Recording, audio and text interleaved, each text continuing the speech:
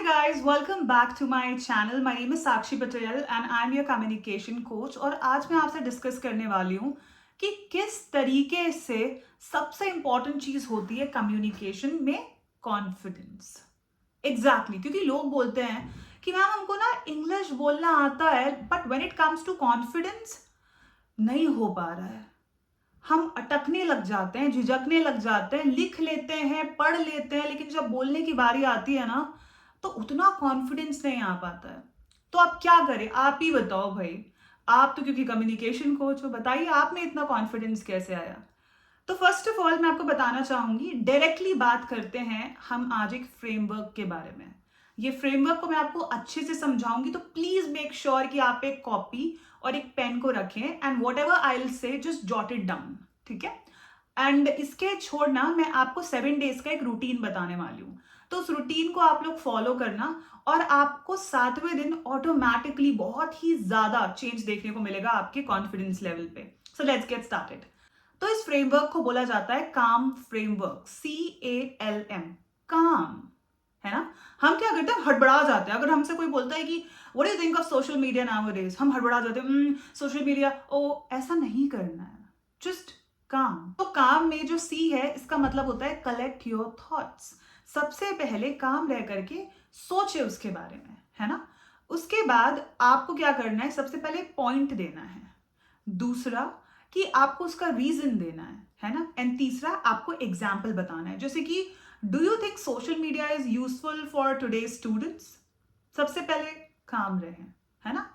And उसके बाद point दीजिए कि yes I do think that social media is really useful for nowadays, specially for students. फिर reason बताइए।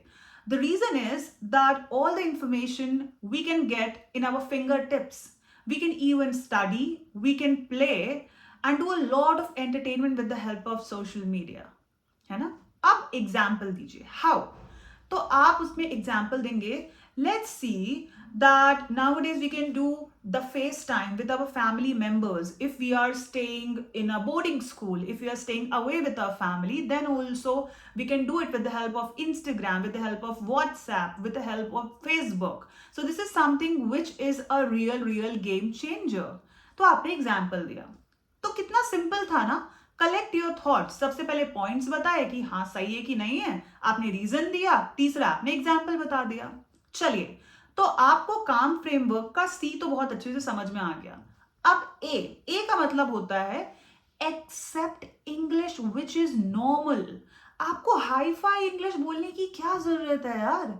आप क्यों बोलना चाहते हो जैसे कि सुपर कैलिफ्रैजिलिस्टिक एक्सपियालिडोशियस, फ्लेबरगास्टेड, ऐसे हैवी वर्ड्स की कोई जरूरत नहीं। आपको एक्सेप्ट करना पड़ेगा कि आपको जितना आता है that is more than enough. अपने आप को आप बच्चे की तरह समझिए, है ना? और ये भी एक्सेप्ट करो कि English is not our mother tongue. ये जो है किसी दूसरे देश की लैंग्वेज है और नहीं भी आ रही है ना, तो दैट इज कंप्लीटली फाइन। उतना आना चाहिए जैसे कि अगर कोई फॉरेनर हिंदी बोले तो हम कितने खुश हो जाते हैं, वाओ यार कितना क्यूट बोल रहे हैं, है ना? कोई साउथ इंडियन अगर हिंदी बोलते तो बोलते वाओ कितना क्यूट बोल रहे हैं। तो क्या दिक्कत है यार, नहीं भी आ रही है तो दैट इज कंप्लीटली फाइन। तो नॉर्मल इंग्लिश बोलिए, जैसे कि आई वॉज रियली फ्लैबरगास्टेड बोलने की जरूरत नहीं है, आई वॉज रियली सरप्राइज्ड बोल सकते हैं, है ना? आई एम टायर्ड बोल सकते हैं। तो उसको एक्सेप्ट करिए। तीसरा होता है L. L stands for listen. ज्यादा से ज्यादा सुनिए। अगर आप सुनेंगे नहीं ना तो जो बेसिक वर्ड्स है वो भी आपको नहीं आएंगे। तो अपनी हैबिट बना लीजिए कि जो भी नेटिव स्पीकर्स हैं, या फिर अगर आपको नेटिव स्पीकर्स जो है इंग्लिश के उनकी बातें समझ में नहीं आती है, तो कोई भी अंग्रेजी का इंटरव्यू यूट्यूब से उठाइए और उसको 10 मिनट के लिए सुनना चालू करो। सुबह सुन सकते हो, दोपहर में सुन सकते हो, रात को सोने से पहले सुन सकते हो। Make it your habit. शुरू में 3 दिन के लिए करो, है ना? 3 दिन सक्सेसफुली कर ले रहे हो तो 7 दिन के लिए करो। फिर धीरे धीरे अपना जो स्टैमिना है उसको बढ़ाओ। ऐसा मत सोचना आप तो जिंदगी भर हाय 10 मिनट के लिए सुनना पड़ेगा। ये सब चीज करने की जरूरत नहीं है। ऑटोमेटिकली आपका कॉन्फिडेंस निकल करके आएगा, राइट? Then M. एम का मतलब होता है make yourself speak every single day. अब इसमें क्या चीज है, देखो आपको एक स्टोरी सुनाती हूँ। होता कुछ ऐसा है कि एक फार्मर है ना?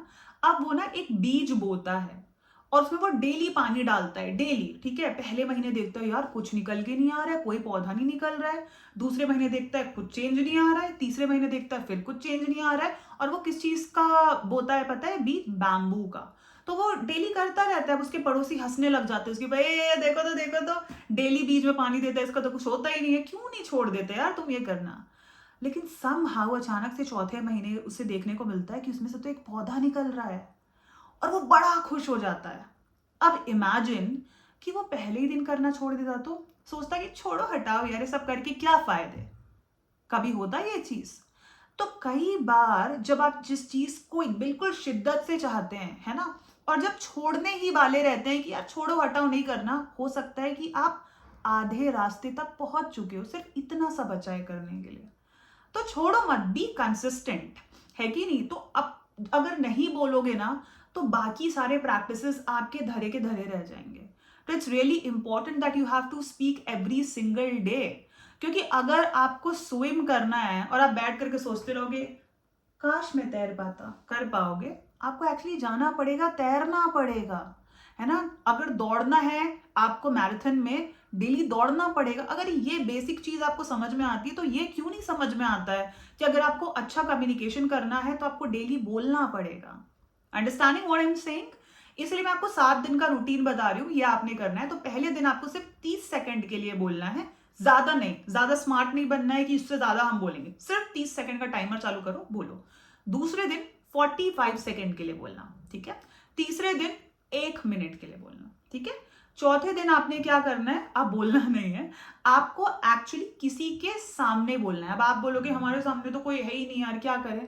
चार जीपीटी है ना, चार जीपीटी का लाइव ऑप्शन को ऑन करना और उसमें बोलना, देखते हैं कि कितने कॉन्फिडेंटली बोल पा रहे हो, ठीक है। उसके बाद आपने क्या करना है कि किसी के सामने, अब हम 5वें दिन में आ चुके हैं, है ना, 5वें दिन अपने मम्मी पापा 2 मिनट बैठाओ, उनके सामने कुछ बोलने की कोशिश करो, माई सेल्फ ही बोल लो, है ना, ये कर सकते हैं। 6वें दिन किसी भी कोई भी टॉपिक के ऊपर अपना ओपिनियन देने की कोशिश करना, किसी भी टॉपिक पे, राइट, रैंडम टॉपिक पे ओपिनियन दो आप। अब वो कुछ भी हो सकता है। अब 7वें दिन आपको क्या करना है कि कैमरे के सामने कैमरा रख देना मोबाइल का, उसको ऑन करो और कोई भी अपनी पर्सनल स्टोरी बताओ जो आपके साथ आज तक हुआ है। कितनी सारी स्टोरी होती है ना जो हम हमारे दोस्तों को बताते हैं कि यार ये हुआ ये हुआ ये हुआ। कोई भी अपनी पर्सनल स्टोरी को बता दो, दैट्स इट। ये 7 दिन तक आप करोगे, ऑटोमेटिकली आपका कॉन्फिडेंस बढ़ने लग जाएगा। या और यार कॉन्फिडेंस जो चीज है ना, वो धीरे धीरे ही बढ़ता है। अगर आप सोचोगे कि जमीन में हम एक बीज डाल रहे हैं तो अचानक से पेड़ निकल आए, पौधा ही पहले निकलता है, धीरे धीरे वो पेड़ बनता है। वैसा ही कॉन्फिडेंस होता है, ठीक है। इस बात को बहुत ध्यान से समझिए, करते रहिए, एंड मैं आपको मिलती हूँ किसी नेक्स्ट वीडियो में। Thank you so much for watching. अगर कोई दिक्कत है तो मुझे कमेंट्स में जरूर बताइए, मैं आपका जरूर से रिप्लाई करूंगी। और अगली बार मिलती हूँ, बाय बाय।